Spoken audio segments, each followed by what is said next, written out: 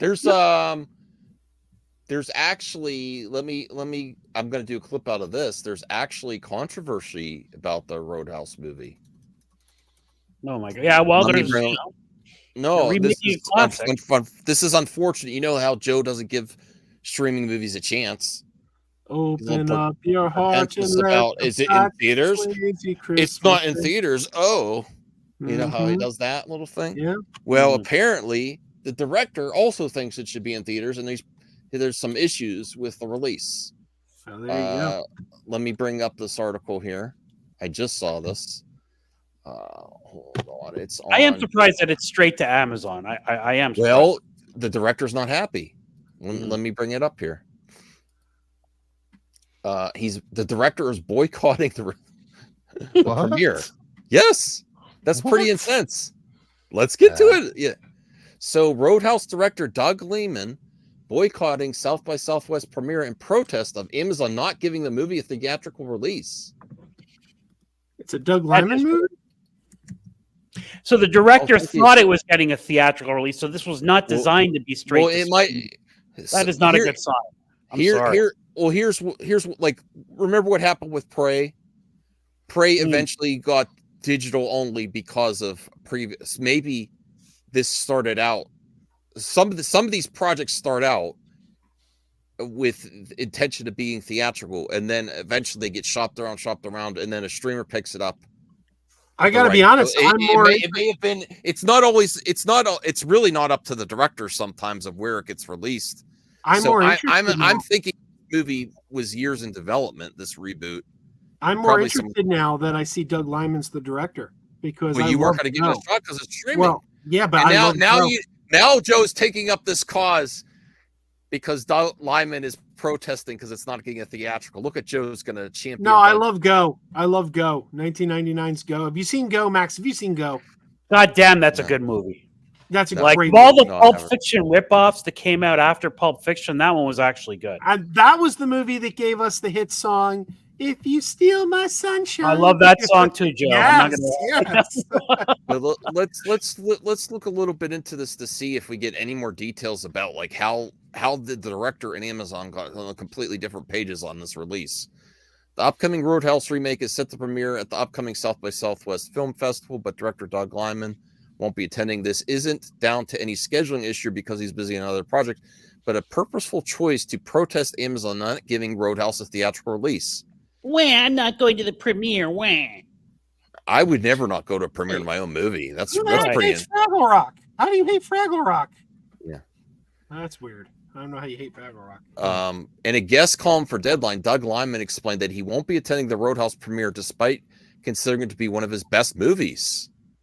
When Roadhouse opens the South by Southwest Film Festival, I won't be attending. The movie is fantastic. Maybe my best. And I'm sure it will bring the house down and possibly have the audience dancing in their seats during the end credits. But I will not be there. I will not be there. My plan to silently protest. You're not silent if you're giving this interview. That's a good point. Silently protest. Listen, I'm for him. I want it to be a theatrical too, but you're not being silent if you're having this interview. Amazon's decision to stream a movie so clearly made for the big screen. But Amazon is hurting way more than just me and my film. If I don't speak up about Amazon, who will? So here we go. God. So Doug Liman is taking up a cause for a lot of Amazon talent, apparently. Like, watch out. A lot of people are upset. No, potentially a lot of people working on projects for Amazon are upset, seems like. So I hope this is a situation where he negotiated his movie will eventually get a theatrical release. I hope this is not just a surprise. Be like, got you. It's not going to be in theatrical. If that's the issue, then I'm 100% behind him. But if he did not negotiate from the get-go when making a deal with Amazon that he wants a theatrical release, well, we don't that's on him. That because a lot of things are contracts are set up and then they get sold to someone else and people change the contracts. So it's not necessarily. I would assume that he would set it up originally to be theatrical, and then it got passed around. So yeah, during the if he got pandemic. screwed over because of something like that or something else, then okay, then I feel for him. But like, if you were walking into a streaming service expecting your movie to get a theatrical release on a streaming service, you played yourself. So Roadhouse has reportedly tested higher than any movie in Liman's career, more than Mr. and Mrs. Smith and The Bourne Identity. Wow, that's something. Feels that it could be a smash hit in theaters if Amazon will allow it. Contrary to their public statements, Amazon has no interest in supporting cinemas. Amazon will exclusively stream Roadhouse on Amazon Prime. Amazon asked me and the film community to trust them and their public statements about supporting cinemas, and they turned around and are using Roadhouse to sell plumbing fixtures. Get the hell out of here. Why would you believe Amazon wants to support theaters? It's the exact opposite. They have a streaming. They've been supporting theaters. Air went to theaters. I mean, if he believes what they said publicly and didn't have behind the scenes have it in his contract for this movie, then he's an idiot. It's actually surprising because public PR is completely different than actual contracts. It's actually surprising Amazon wouldn't put it in theaters, because Amazon has been putting most of their original movies in theaters first, and then they perform better on streaming after they've had a theatrical run. Which movies do they do that to? Air. Oh, okay, Air, yeah. And Air, they said lost money in the theaters, but that was okay. That was by design, because they knew just the fact they put it in theaters would give it more prestige when it hit Amazon Prime. And they did it with the Kumail Nanjiani movie. What was it? The Big Sick? That was another one. I'm definitely going to watch this now. Well, I was going to watch it. I was going to watch it before, but not only does this voice deprived Jake Gyllenhaal, who Liman says gave a career best performance in Roadhouse playing a bouncer. If we don't put tentpole movies in theaters, there won't be movie theaters in the future. Yeah, and look, it's debuting on my birthday. There is something weird going on, though, that they are not.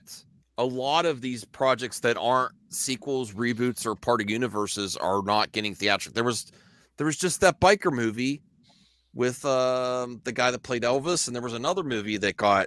There was that. What was that? Biker other movie? Boys or a bike? Yeah, something. yeah, and then there was another movie that just got bounced from its theatrical release window. Robert Pattinson's movie. That's not Batman. That had a theatrical release date, and then they're like, maybe not. So this is consistently happening. It's very unfortunate. To be fair, though, as much as people say I'm tired of superhero movies, I'm tired of reboots and sequels, when stuff comes out, they really don't see that. There's a movie out in theaters right now that I can't recommend enough. And actually, Perp told me. Perp's like, you got to go on and pimp that movie since you saw it. ISS. ISS is playing right now. It's a little low budget film, has no name stars. It's not getting a lot of promotion, and it is a damn good movie. Have you seen the trailers? No. It's the 3 Russian astronauts and 3 American astronauts are on the International Space Station working together on, they're scientists, they're astronauts, they're working together in peace on the station. War breaks out on Earth between Russia and the US.